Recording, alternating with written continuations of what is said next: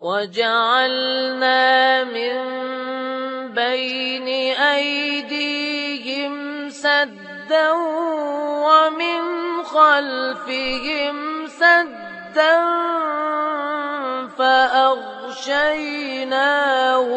فهم لا يبصرون.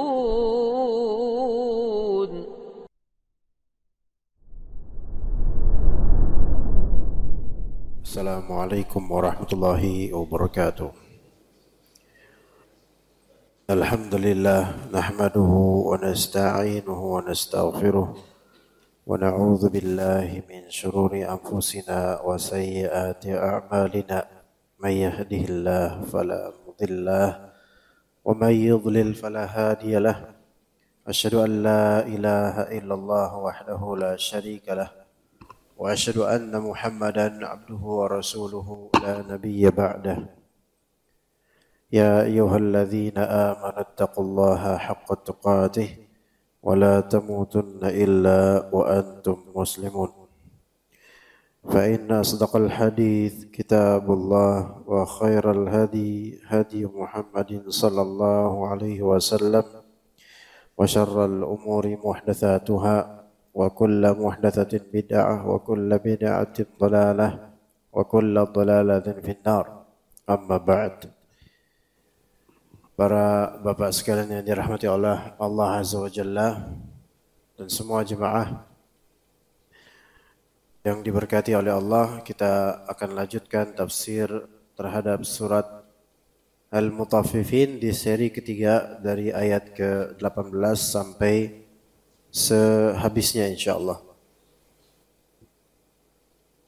Kita baca terlebih dahulu ayat berkaitan dengan janji Allah terhadap orang-orang abror.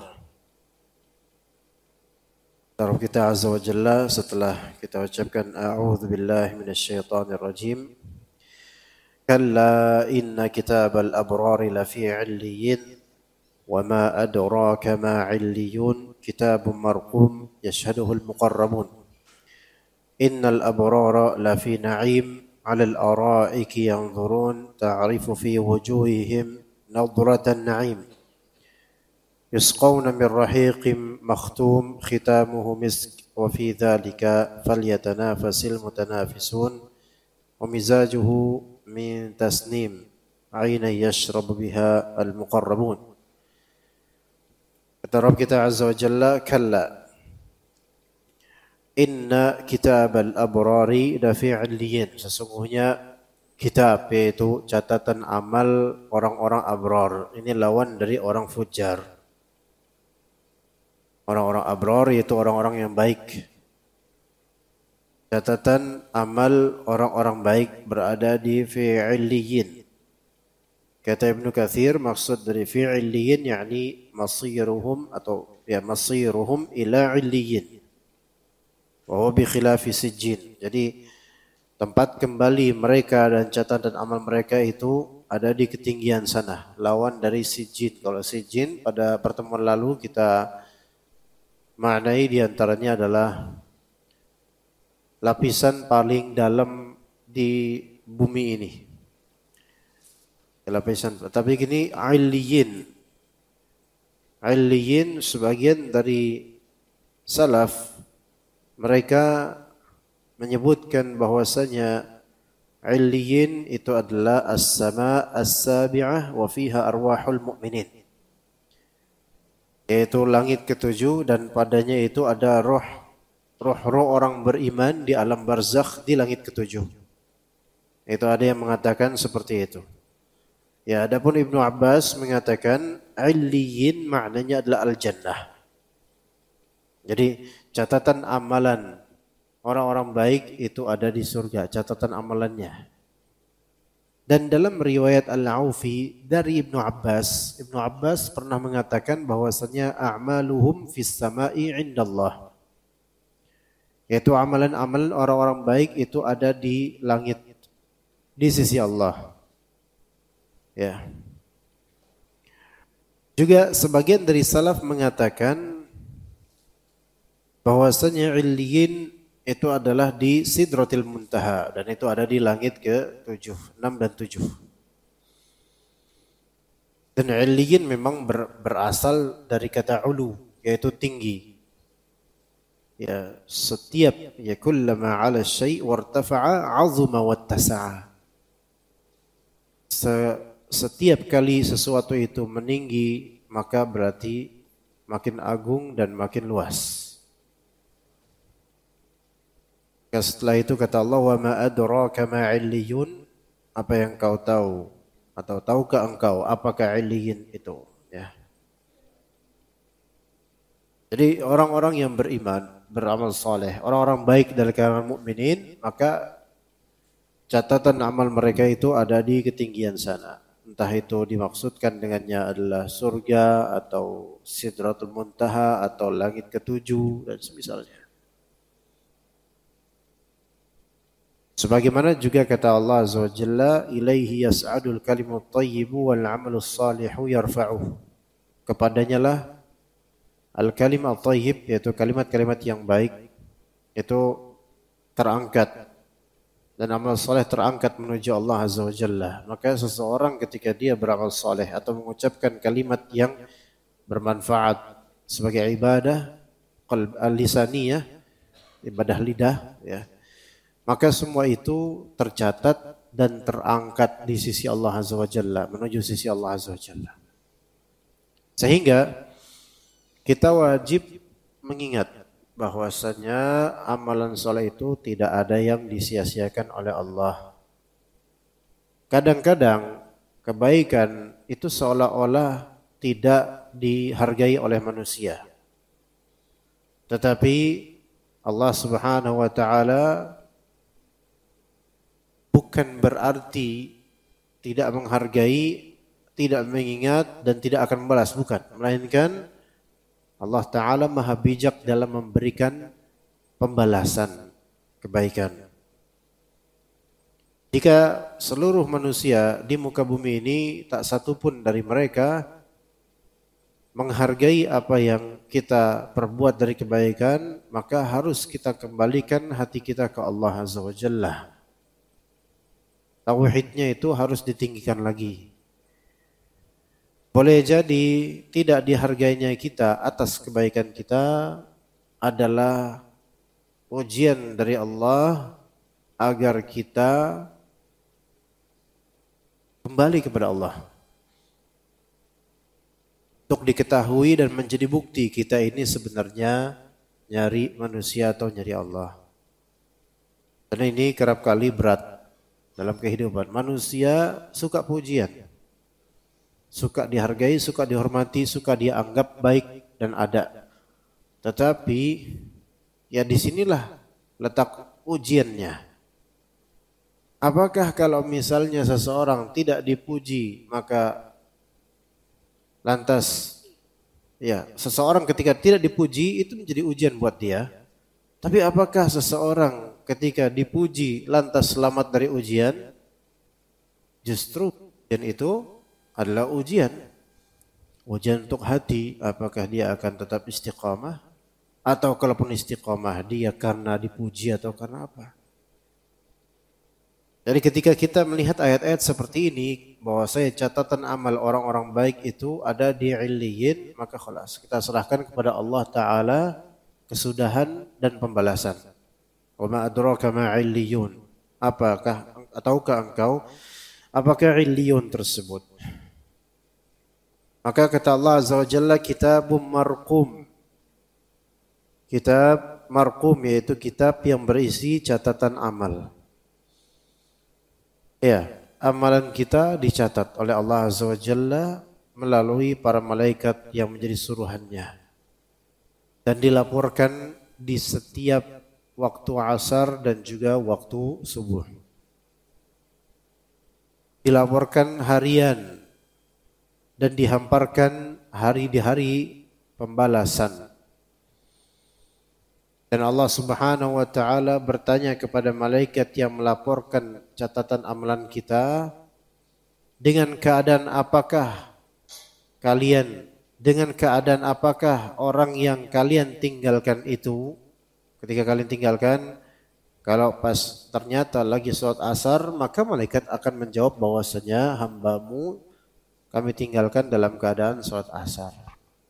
Dan itu baik. Gitu. Kalau dalam keadaan tidur, nah itu misalnya. Karena malas, bukan karena ketiduran. Begitu ya subuh.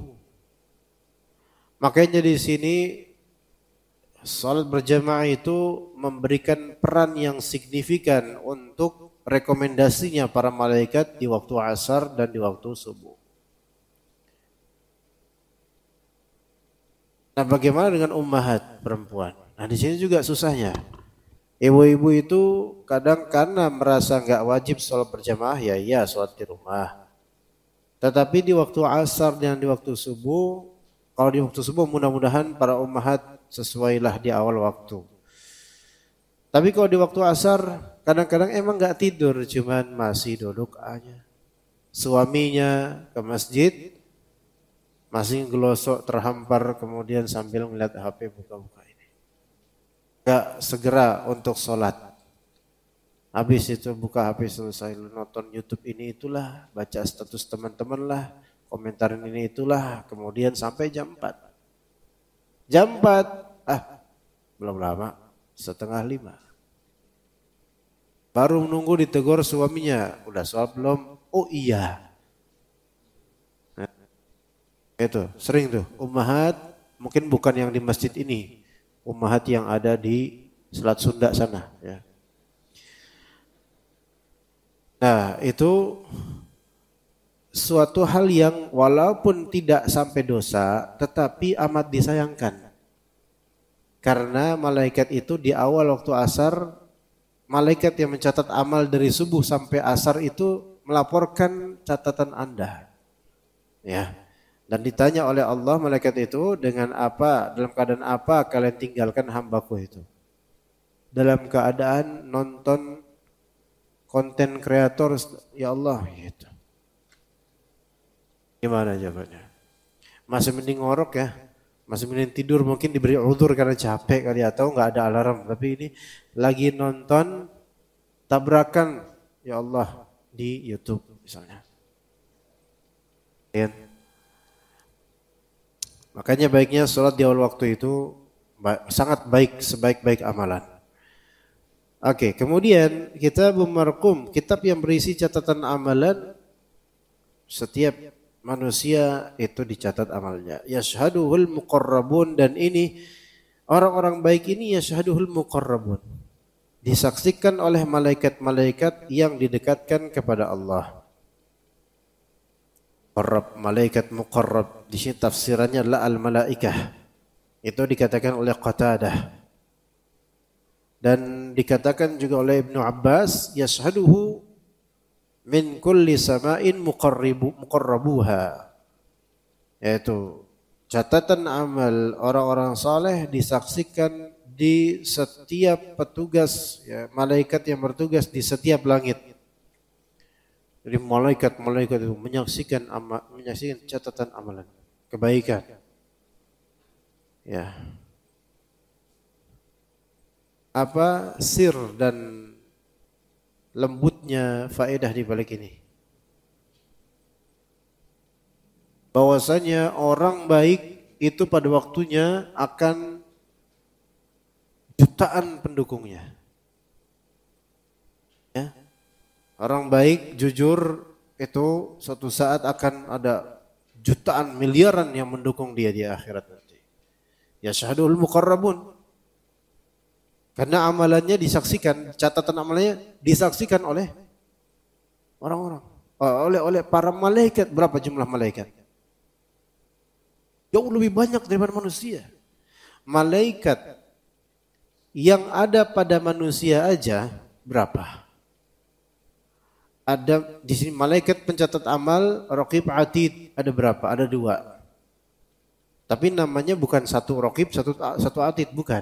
Yang sahih adalah kedua-duanya bernama atau tersifati raqib atid, karena raqib atid itu sifat sebenarnya. Dia raqib yaitu yang selalu memantau, atid yaitu yang selalu hadir, itu maknanya. Jadi bukan ini nama yang kanan raqib, yang kiri atid, bukan. Kedua-duanya raqib atid. Ya. Dan 2 itu malaikatnya silih berganti tiap sesi, yaitu shift, memiliki shift dari subuh ke asar. Asar ke subuhnya beda lagi malaikatnya. Minimal daily life-nya ada 4 malaikat yang mencatat amalnya. Itu baru 1 orang. Sekarang kalau ada 10 orang ya berarti 40. Logikanya gitu. Walaupun terserah Allah berapa. Itu baru malaikat pencatat amal. Ya, bagaimana dengan malaikat penjaga langit, malaikat di langit yang di setiap hastanya itu ada malaikat yang bersujud kepada Allah. Yashhaduhul muqarrabun, orang soleh beramal amalan soleh disaksikan oleh para malaikat catatan amalnya. Makanya kalau kita sudah beramal soleh, misalnya kita merasa beramal soleh nih, udah berusaha ikhlas, tapi ternyata nggak dianggap sama manusia, lah justru di sini ada tanda-tanda Allah ingin mengabulkan amalan ini untuk menjernihkannya. Karena boleh jadi kalau amalan kita itu diapresiasi manusia, boleh jadi kita terfitnah dengan apresiasi itu. Walaupun nggak mesti, karena kadang-kadang ada juga amalan soleh yang Allah Ta'ala jadikan tampak di mana mata manusia dan dipuji oleh manusia, namun kita tetap berusaha menjaga hati, dan bahkan pujian-pujian manusia itu bukan fitnah, melainkan yang kata Nabi SAW, tilka ajilu bushrul mu'min. Itu adalah kabar gembira untuk orang beriman yang didahulukan oleh Allah, disegerakan oleh Allah. Bisa. Jadi dikenal atau tidak amal soleh kita oleh orang, dipuji atau tidak amal soleh kita oleh orang, itu sebenarnya kembali lagi hati kita tuh gimana. Gitu. Ya, kalau kata salah satu gubernur, dipuji tidak terbang, dicaci tidak tumbang. Pernah dengar itu pasti? Kira-kira tahun 2019-2020 lagi hot kalimat itu. Bagus itu kalimat. Dipuji tidak terbang, dicaci tidak tumbang. Amin Rais kayaknya enggak sama beliau kayak. Amin siapa nih? Nah, ya kita enggak boleh masukin politik ke majelis. Ya. Nah di sini kemudian jemaah sekalian rahimakumullah, ketika ternyata amalan kita ditelaah, diketahui oleh orang dan kemudian dipuji, harus jaga hati. Harus jaga hati. Dan dipuji di sini kalau selesai kenyataan, ya alhamdulillah.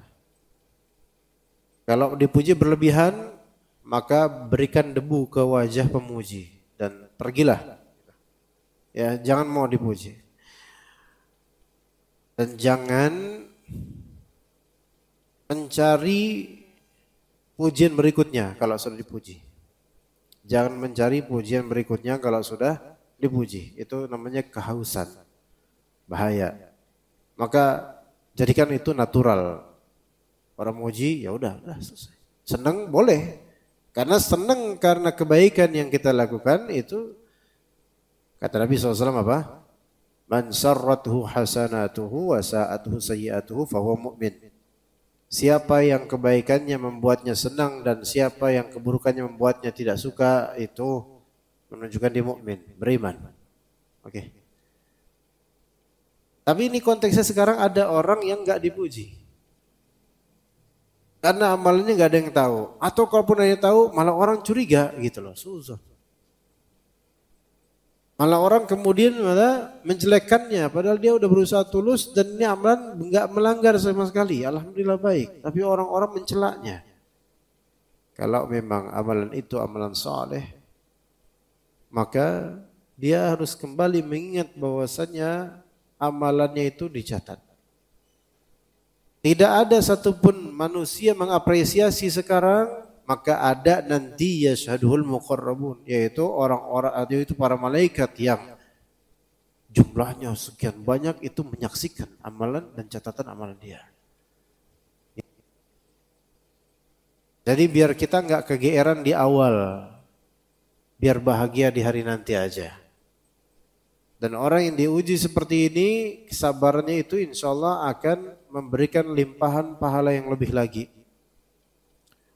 Hawa nafsu dan syahwat di kalbu kita itu ingin agar kita itu dipuji. Padahal nggak dapat pujian, pengen dipuji, nyari apresiasi. Itu kita manusiawi, tetapi tahan. Sebisa mungkin tahan.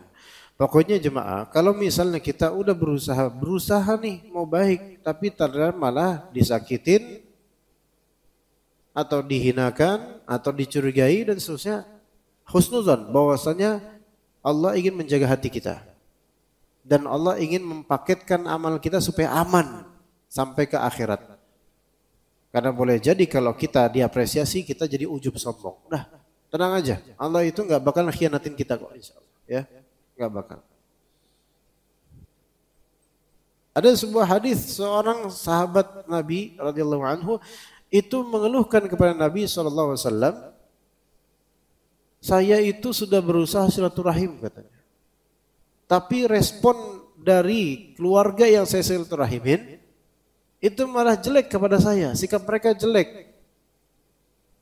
Nyakitin saya. Maka kata Nabi SAW, kalau emang nasibmu begitu, maka sesungguhnya engkau itu setiap melakukan silaturahim itu seperti tusifuhumul mal, yaitu engkau membuat panas wajah mereka gitu loh. Kebaikanmu bikin panas mereka gitu loh. Maka jika engkau tetap berbuat baik seperti itu, maka Allah lah yang akan menjadi zahir, yaitu penolong untukmu. Ya. Artinya begini jemaah. Kalau kita sudah berusaha baik tapi malah dilawan dan malah dijelekin, malah diusir misalnya, maka sebenarnya itu yang menang siapa sekarang yang menang? Yang berbuat baik. Yang pecundang siapa? Yang menentang kebaikan kita. Gitu ya. Karena katanya seolah-olah engkau telah memberikan apa ya, butir-butir panas untuk wajah mereka gitu loh. Kalap, orang kalau mukanya itu kena debu aja itu kalap loh, bingung. Orang yang ngamuk, marah, makin benci terhadap kebaikan orang lain menunjukkan kalapnya dia gitu loh. Ada apa? What's wrong? Itu kalau kata what's wrong. Ada apa yang salah? Yang salah adalah mereka sendiri. Maka kata Nabi SAW, kalau engkau terus berbakti seperti itu juga, terus biasa bagus tetap istiqomah, maka Allah aja yang jadi penolong antum. Jadi kita ketika dikecewakan oleh manusia, padahal kita udah berusaha yang terbaik semampu kita, maka sesungguhnya Allah Ta'ala menginginkan agar kita itu tawakalnya sama Allah aja. Enggak berharap total pada manusia. Gitu ya. Innal abrara lafi na'im. Sesungguhnya orang-orang yang berbakti benar-benar berada dalam surga yang penuh dengan kenikmatan. Kata Ibnu Katsir, ay yaumal qiyamati hum fi na'imin muqim wa jannatin fiha fadlun amim. Yaitu di hari kiamat mereka berada di dalam kenikmatan yang sifatnya menetap dan surga yang pada dalam surga itu ada keutamaan yang sifatnya meluas. Ya, begitu orang Arab. Alal araiki yanzurun. Alal araiki yanzurun. Yaitu mereka berada di atas dipan-dipan sambil yanzurun. Melepas pandangan sambil memandang. Ada yang mengatakan di antara ulama, orang-orang baik ini ketika di atas dipan di hari kiamat mereka ngeliat apa? Yanzuruna fi mulkihim. Mereka melihat ke kerajaan yang Allah hibahkan buat mereka. Dan apa yang Allah berikan buat mereka dari kebaikan dan keutamaan. Yang mana kerajaan, keutamaan dan kebaikan di surga itu la yanqadi wa la yabid. Tidak terputus dan tidak hilang. Iya. Pak kita itu kalau ngeliat gini nih, kita punya bukit, terus di bawah bukit itu ada lahan sawah kita.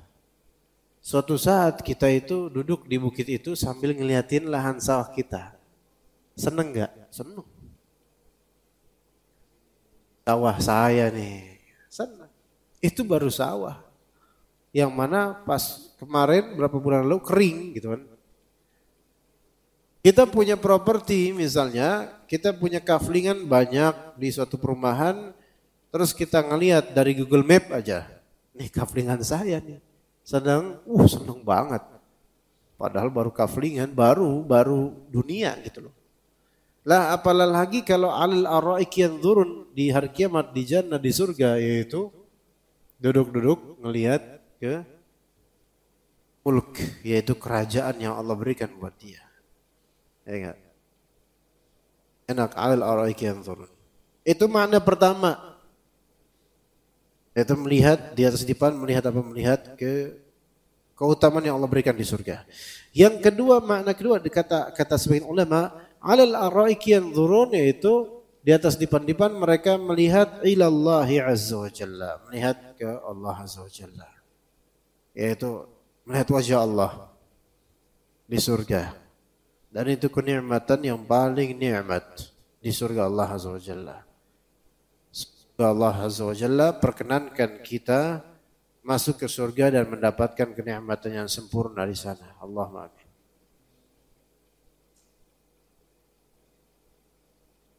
Tafsiran yang kedua ini, kata Ibnu Katsir, ini muqabalatun lima wusifa bihi ulaikal fujjar. Lawan dan bertentangan dari bagaimana sifat atau apa yang Allah Ta'ala janjikan kepada orang-orang fajir. Untuk mereka, kalla innahum an rabbihim yawma idzin lamahjubun. Mereka orang-orang fajir di hari nanti itu dihijab, ditutup, ada hijabnya, gak bisa melihat Rabb mereka. Ya. Beda banget dengan apa? Beda banget dengan orang-orang mukminin yang masuk surga. Ya, begitu. Nah, di antara sifat lagi yang kita akan temukan di surga dari orang-orang ini yang abrar ini di surga, ta'rifu fi wujuhihim nadratan na'im. Kamu dapat mengetahui dari wajah mereka nadratan na'im.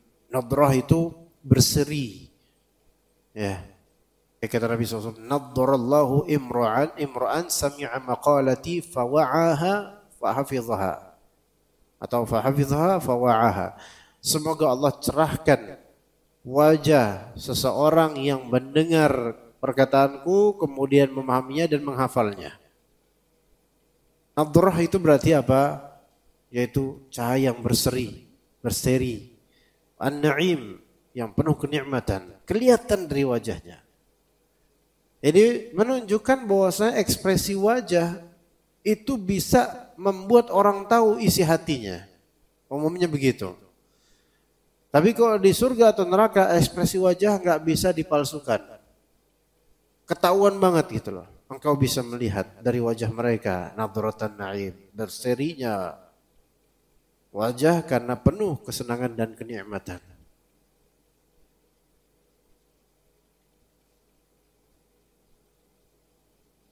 Yusqawna min rahiqin makhtum, dapat pula di sini mereka diberi minum dari khamar murni yang tidak memabukkan, yang mana tempat khamarnya ini masih disegel.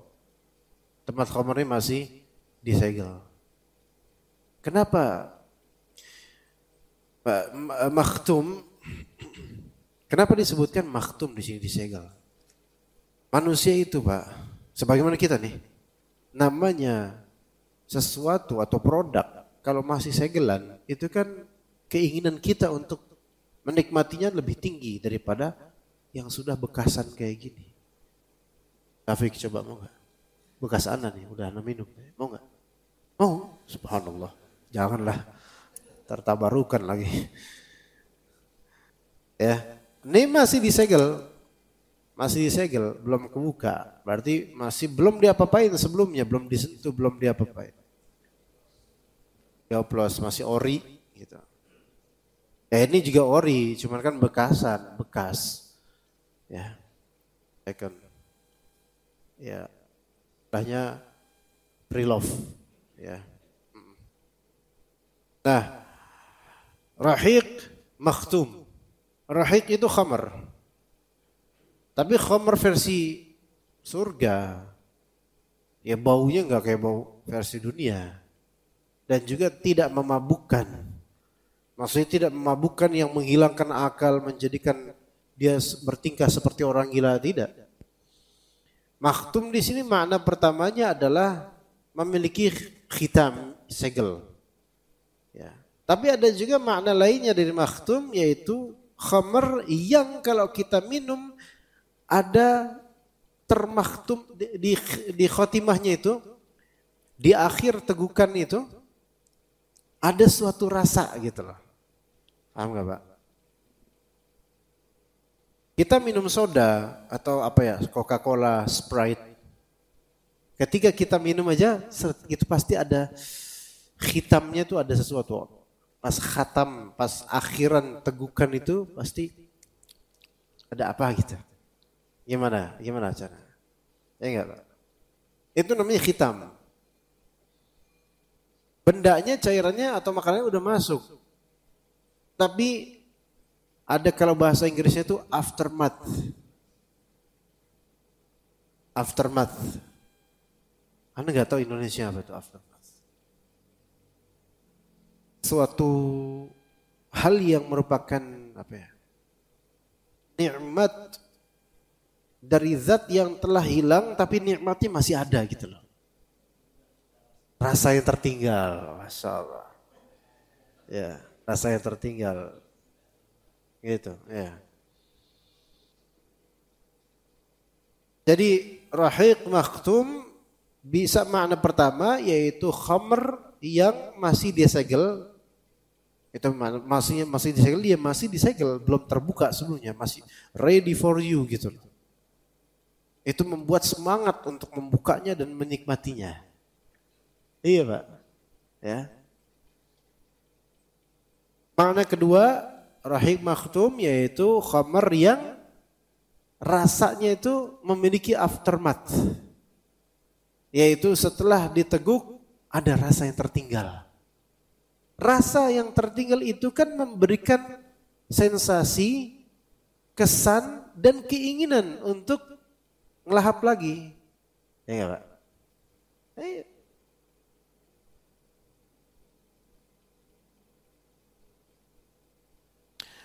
Habis kajian terus isya, ba'diyah makan misro, combro. Nah, tuh. Itu kebiasaan masjid ini tuh. Ya, combro. Lagi lapar lagi. Combro. Oncom ning jero. Nah, kemudian makan combro, oncom dan ranjaunya itu kena tuh. Enak. Sehingga setelah makan itu pengen bulan depan makan lagi karena kajian sebulan sekali. Ya, ada nggak Pak? Ada nanti combro. Pancong doang, berarti nggak ikutan anak. Ya. Nah, habis makan combro, enak nih combro ini combro bikin kangen nih. Karena combro ini memiliki rasa yang tertinggal di lak-lakan. Ada. Saya udah ngomong kayak gini masih nggak ada aja. Nah kemudian dia pengen lagi makan lagi. Itu apapun itu, makanan, minuman. Makanya sebagian minuman memiliki sifat adiktif. Addiction itu ada di zat yang membekas di sini. Itu yang bikin adiktif. Gitu. Nah, gitu loh. Kalau di dunia makanan yang sifatnya adiktif atau minuman adiktif itu kan kalau makin sering dimakan sakit kita. Antum makan ati misalnya. Ati. Bukan makan hati frase ini ya mata sebel kesel dikasakitin, bukan, ini makan hati. Ampela, ya kan? Itu makan enak itu. Terus makan kena dah tuh. Tiba-tiba enggak enak ya. Belakang. Ya kan? Kambuh. Dunia, Pak. Dunia apapun semakin banyak, semakin dimati, itu berarti beban dan amanahnya semakin tinggi gitu loh. Tapi kalau di surga, kata Allah Azza wa Jalla, ukuluha daimun wa zilluha. Yaitu, kata Allah Subhanahu wa Ta'ala tentang surga, masalul jannati lati wu'idal muttaqun, surga yang dijanjikan untuk orang bertakwa, ukuluha daim. Makanannya tuh sifatnya continuous. Mudawama, ya terus menerus. Apa maksudnya terus menerus? Ada dua makna. Makna pertama, antum makan enaknya itu nggak hilang. Makan pisang misalnya, nggak tahu pisang di sana kayak gimana ya, pisang. Ditelan pun tetap enak, rasanya tetap ada enak gitu, sehingga pengen makan terus, dan makin lama makin enak, itu ukulah daim. Sesuatu yang makin lama makin enak, itu akan selamanya itu. Gitu. Makanya suami istri yang makin lama makin cinta, forever. Nah, makna kedua dari ukulah daim, kata Syekhul Islam Ibnu Taimiyah, ketika engkau mencabut suatu buah dari tangkainya, maka akan langsung timbul lagi buahnya. Itu kalau di dunia nggak ada Pak kayak gitu, nunggu waktu kalau di dunia, nunggu musim. Petik rambutan, blek, langsung numbuh lagi. Kalau kata kita, nggak seru dong, kok tiga gitu, nggak ada tantangan dong, nggak di surga emang nggak ada tantangan, yang ada nikmat semuanya. Itu terus seperti itu.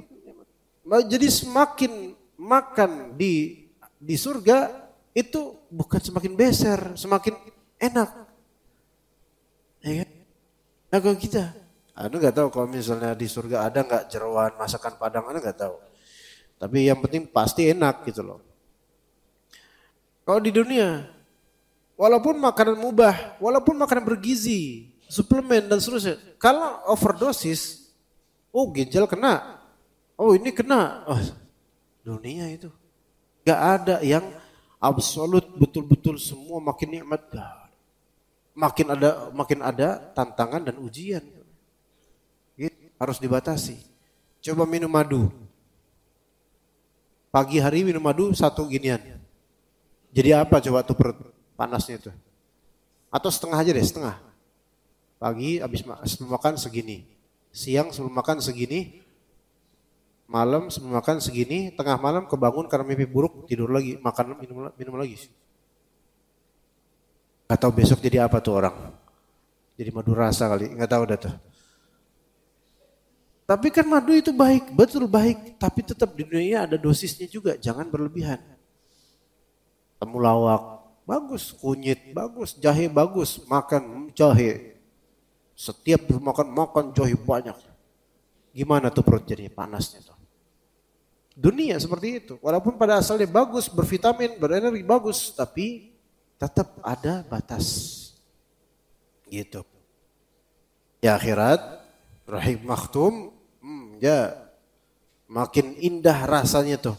Minum khamernya, efeknya tuh enak. Karena khamer itu adalah minuman yang pasti berefek. Di dunia kan gitu. Coba minum khamer ada gak efek di dunia? Wah ada.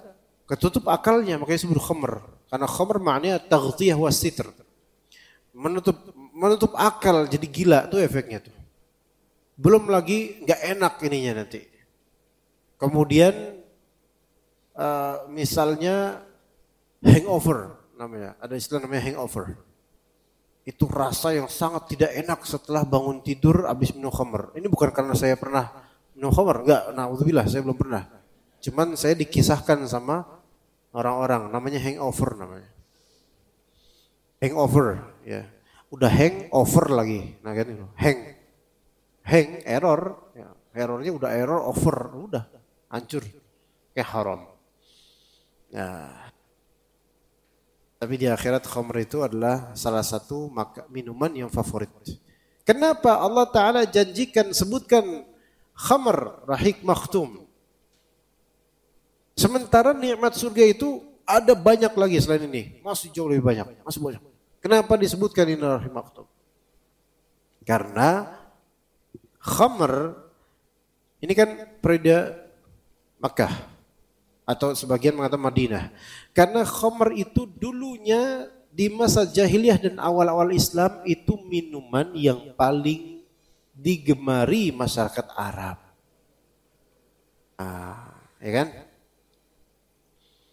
Setelah diharamkan khamr itu dengan beberapa step dan langkah-langkah ayat, para sahabat sami'na wa ata'na. Nah, sebagai tasliyah dan hiburan buat mereka, wahai kaum muslimin, khamr surgawi itu tersedia buat kalian di akhirat nanti di surga. Maka kehilangan di dunia dengan diharamkannya khamr itu, kehilangan kan? Itu akan ada ganti yang jauh lebih baik di akhirat. Ibrahnya adalah apapun apapun yang kita miliki yang Allah titipkan, kehilangan kita akannya di dunia karena hukum Allah ganti di akhirat. Itu. Cuman kan nggak semua disebutin di Al-Quran. Ya. Nah, manusia jiwa itu tidak tahu. Ta'alu nafsum ma ukhfiya lahum min qurrati a'yun jazaa'an bima kanu yaf'alun. Jazaa'an bima kanu ya'malun. Ya, jiwa itu tidak tahu apa yang Allah sembunyikan, rahasiakan dari nikmat-nikmat di surga itu. Enggak tahu. Sebagai ganjaran buat orang-orang, sebagai ganjaran atas amalan mereka. Enggak dikasih tahu semuanya. Banyak dirasakan. Kan kita tahu di dalam hadis atau ayat ada amalan-amalan yang jelas-jelas disebutkan fadilah dan keutamaan di surga. Ya enggak? Ada. Tapi banyak enggak amalan-amalan, terutama amalan wajib, tidak disebutkan keutamaannya.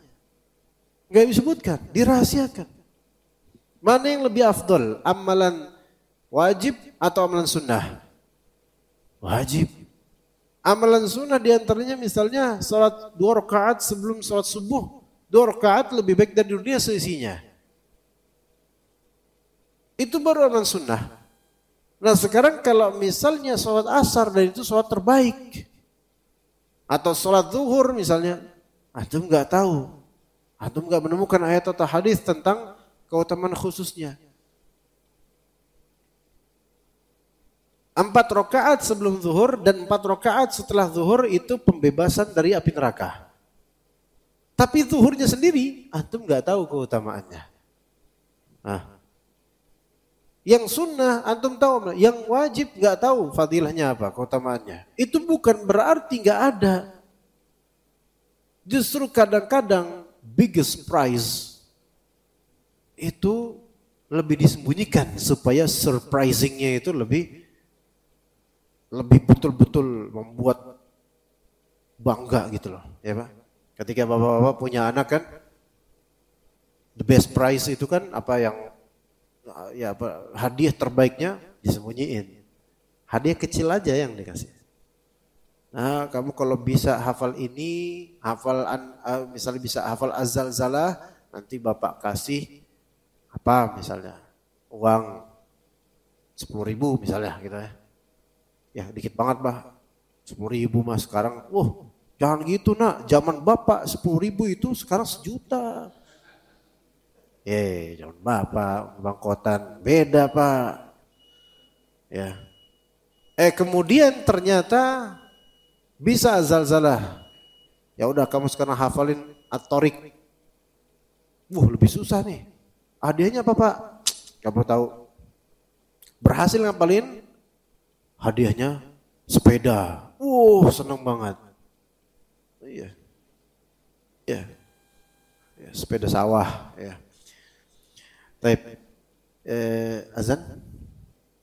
Bisa azan dulu insyaallah. Baik, kemudian kata Allah Azza wa Jalla, khitamuhu misk. Dan khitamuhu misk bisa dimaknai di sini khaltuhu misk, yaitu ada campuran misiknya. Atau dia memang dikatakan oleh Ibn Abbas, tayyaballahu lahum al-khamr. Allah Ta'ala menjadikan khamar baik buat mereka. Fakana akhiru syai'in ja'ala fiha misk. Maka akhir sesuatu yang Allah jadikan pada khamr itu adalah misik. Khutima bimisk.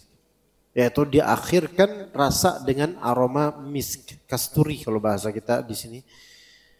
Yang mana misk itu adalah aroma di antara aroma-aroma terbaik di zaman Nabi SAW. Ya, bagaimana persisnya sih aroma itu? Allahu a'lam. Karena kalau sekarang mah semuanya disebut misik. Sekarang istilah misik itu dimisik-misikan, semua dimisikin. Ya. Kita bisa bikin apa aja misik. Ya. Dia mengatakan bahwa misik itu adalah aroma parfum yang lembut. Enggak, ada juga misik yang kuat. Jadi misik itu nisbi, relatif. Dan kalau dikatakan seperti apa misik di zaman Nabi SAW, maka bisa dikatakan misik yang di zaman Nabi SAW adalah aroma yang berasal dari salah satu bagian dari tubuh kijang. Itu yang asli itu. Kan di situ dulu, karena belum ada sintetis ketika itu. Kalau sekarang kan isi sintetis. Orang juga malas sekali ngapain buka-buka bagian tubuh kijang terus diambil. Udah sekarang, dan itu mahal, kemudian juga cuma dapat berapa tetes doang. Mendingan bikin aroma tiruan dan di blending dengan apapun yang diminati pasar. Kan sekarang kayak gitu. Ya. Begitu. Nah, aroma misik itu dikatakan memang aroma kasturi, aroma terbaik di zamannya. Sekarang banyak varian aroma. Tapi kemudian kata Allah Azza wa Jalla, wa fi dzalika falyatanafasil mutanafisun. Dan terhadap hal itu maka hendaklah orang-orang yang berlomba itu berlomba. Berlomba. Yaitu betul-betul fastabiqul khairat. Sebagaimana kata Allah, limithli hadza falyamalil 'amilun. Hendaklah orang yang beramal, beramallah untuk mendapatkan hal ini. Ini menunjukkan bahwasanya boleh dan bahkan suatu anjuran kita beramal supaya dapat surga. Dan ini bantahan bagi sebagian kalangan sufi yang mereka mengatakan bahwasanya beramal karena pengen masuk surga itu kurang ikhlas. Ini salah. Ya. Salah ini. Beramal karena pengen dapat surga atau selamat dari neraka itu justru ikhlas. Karena beramal demi mendapatkan apa yang ada pada Allah itu ikhlas. Apa yang ada pada Allah? Ampunan, rahmat, kasih sayang, kemudian surga, keselamatan, itu semua apa yang ada pada Allah, maka itu semua disebut ikhlas. Maka wa fi dzalika falyatanafasil mutanafisun, hendaklah kita jadikan ayat ini sebagai pemacu kita untuk beramal agar kita masuk apa? Kita masuk surga. Boleh seperti itu. Kenapa antum sedekah? Supaya saya selamat dari azab neraka. Itu ikhlas. Kenapa kamu sedekah diliput? Kemudian harus ada orang yang disedekahkan difoto juga, diliput, divideoin dan diupload di sosial media supaya naik rating saya. Wah, kalau ini enggak ikhlas, ini berarti nyari pujian atau yang ada pada manusia, ini beda. Ya. Berarti berlomba-lombanya itu demi rating dan manusia. Ini semua enggak ada yang ikhlas. Wa mizajuhu min tasnim, dan mizaj yaitu campurannya itu dari tasnim. Ada tasnim itu suatu minuman, suatu macam minuman yang mana minuman ini merupakan keluaran dari mata air, atau dikatakan oleh para ulama tasnim itu asyrafus syarabi ahlil jannah, minuman yang paling mulia untuk ahli jannah, penghuni surga. Dan itu dari apa? Ainay yashrabu bihal muqarrabun, yaitu berasal dari mata air yang darinya Orang-orang yang didekatkan kepada Allah itu minum dari mata air tersebut. Jadi di sini khamar juga ada campuran dari mata airnya. Dan itu Allah Ta'ala yang lebih tahu. Kita hanya membaca tafsirannya di sini, merasakannya belum, dan semoga suatu saat Allah Subhanahu wa taala menjadikan kita diperkenankan untuk merasakannya di akhirat. Tapi yang terpenting sekarang nih, sekarang dulu. Amalnya lihat ya. Jangan cuma harapan doang tapi pas disuruh beramal enggak mau ya gitu ya. Allahu a'lam. Mungkin untuk tema kita cukup sampai sini. Jika ada pertanyaan dipersilahkan. Ada pertanyaan, Pak? Atau Ibu? Ada? Oh enggak. Ada? Oh, silakan, Pak. Betul. Ustaz, saya ingin tanya mengenai proses masuk surga, gitu ya. Setelah meninggal kan, nggak mungkin belum meninggal terus mau masuk surga, gitu ya. Nah, itu meninggal kan, kemudian prosesnya di alam kubur, alam barzakh, kemudian hisab, kemudian, nah itu proses orang masuk surga itu menunggu kiamat semuanya atau dari sekarang itu sudah ada proses umat muslim yang takwa yang ini yang masuk surga, apakah nunggu barengan gitu? Begitu Ustaz, ya, terima kasih. Okay. Baik. Penjabaran bisa simple, bisa panjang. Tapi begini, di Al-Quran kerap kali disimpelkan. Faman ya'mal mithqala dzarratin khairan yarah.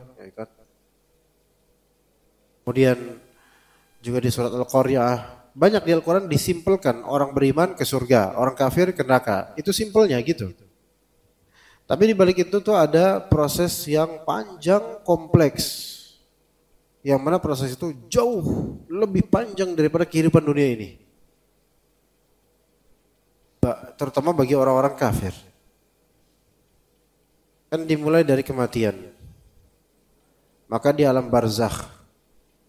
Barzakh itu kan artinya wasitah. Penengah antara alam dunia dan alam akhirat. Seseorang di alam barzakh itu dia menunggu sampai hari kiamat. Jadi yang sudah wafat ribuan tahun lalu sekarang di alam barzakh.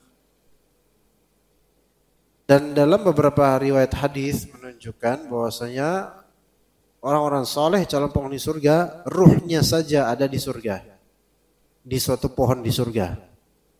Tapi belum dikatakan sudah masuk surga. Ada yang berpendapat rohnya tetap di alam barzakh, namun diperlihatkan untuknya kondisi surga di alam kuburnya, di alam barzakhnya itu. Wallahu a'lam. Ini beda-beda pendapat sesuai dengan perbedaan hadis.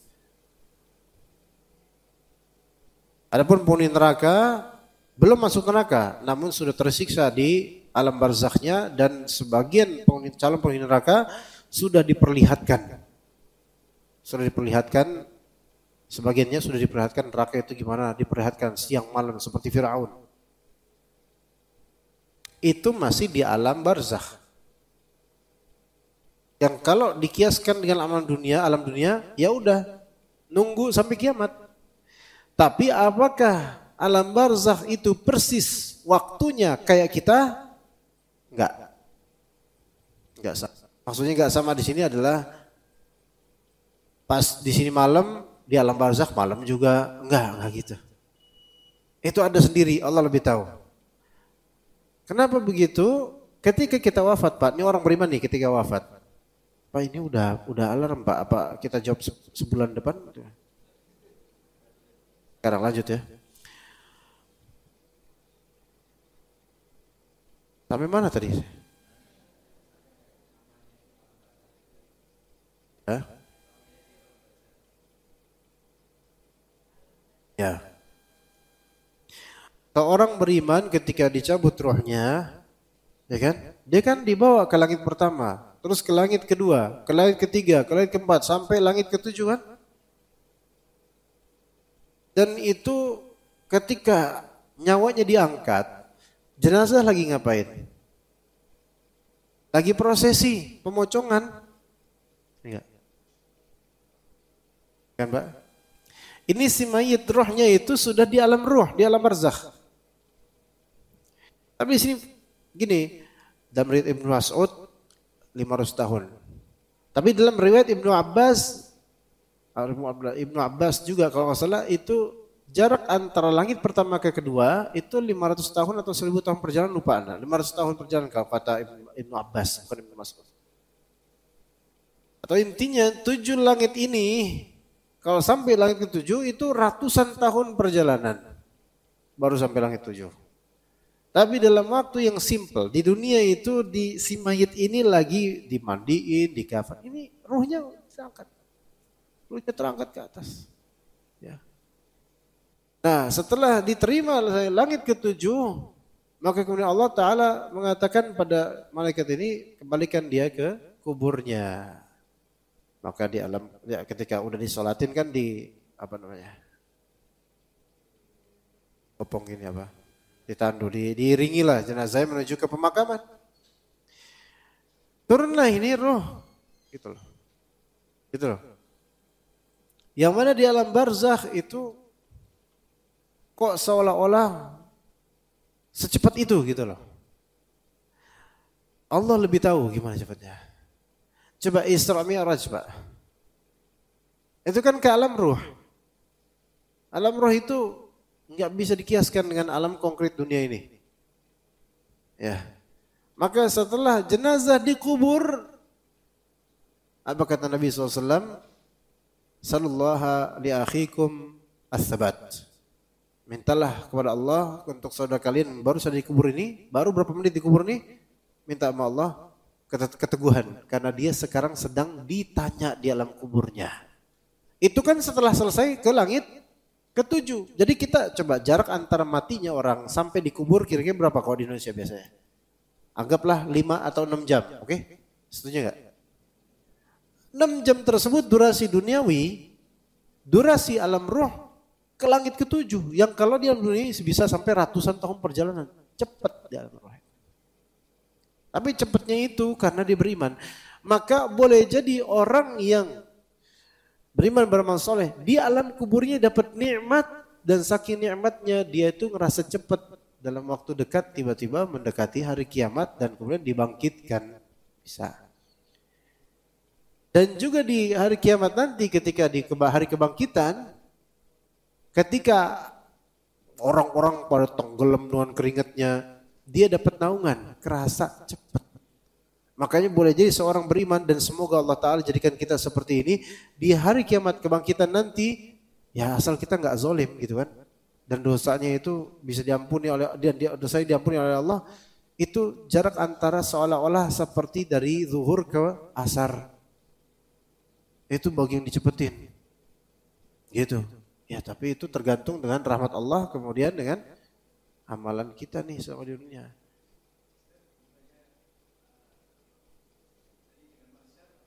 Mahsyar ya.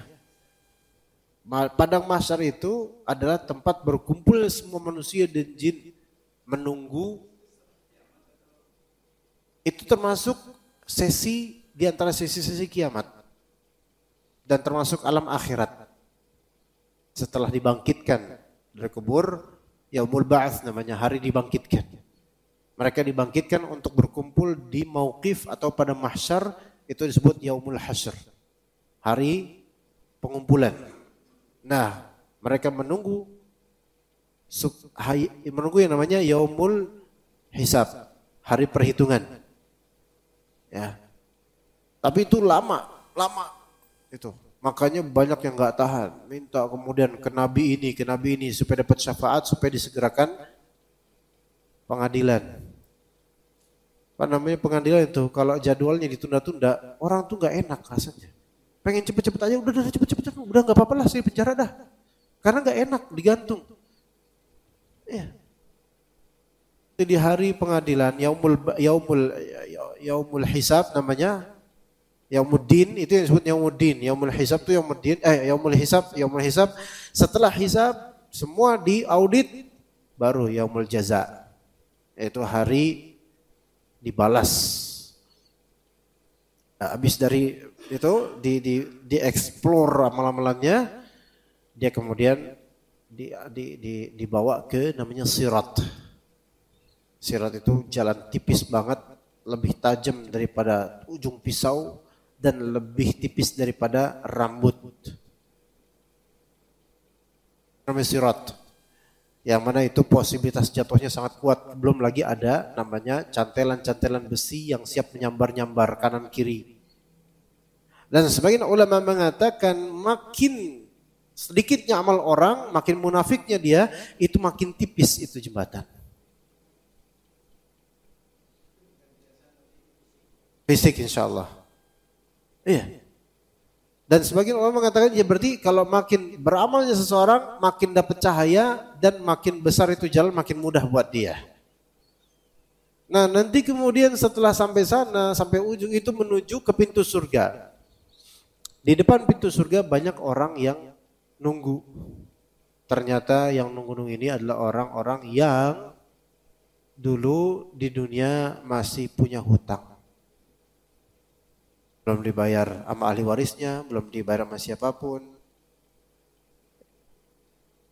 Darmajiyun, para darmaji, dahar 5 ngaku siji. Ya, makannya 5, ngakunya 1. Hati-hati tuh. Mungkin gak sadar tuh, ternyata masih punya utang dia. Waktu masih mahasiswa. Tapi bukan mahasiswa Lipia, ya mahasiswa Lipia bertakwa, rata-rata bertakwa, kecuali yang tidak. Gitu Pak. Kalau ternyata hutang yang udah diimpasin, maka baru. Maka syuhada mati syahid itu langsung. Enggak, langsung menuju surga tapi ketahan gara-gara hutang, bisa. Atau orang-orang yang masih nunggu di situ karena dia masih punya perasaan kesel sama orang lain, sama muslim lain. Kata Allah Azza wa Jalla, wa naza'na ma fi sudurihim min ghillin ikhwanan ala sururin mutaqabilin. Maka sebelum masuk surga itu di depan pintu itu dicabut dulu sama Allah kekesalan yang ada di hati, mangkel.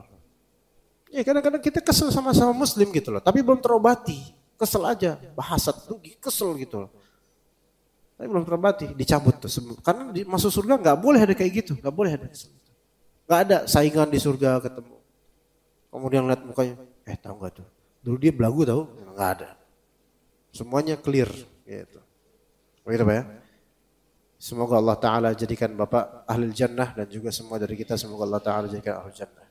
Tapi mungkin kita cukup sampai sini. Sallallahu ala nabiyina Muhammad wa ala alihi wa sahbihi ajma'in.